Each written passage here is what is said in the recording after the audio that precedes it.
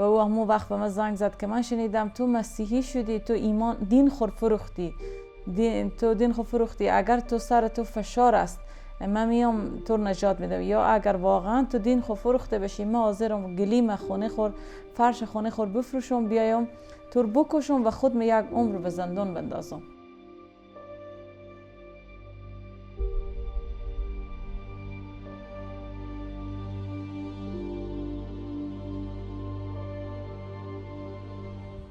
ما آمار داریم که دیپورت هست و دیپورت شدن خیلی از افغانهای ما به کشور بازگشت.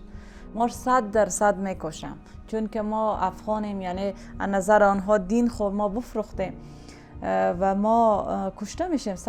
حتی فرزندان ما با حالت فجیع کشته میشم، نه که کودکای 2 ساله داشته باشیم یا 10 ساله داشته باشیم آنها زنده بمونن، همه میکشم.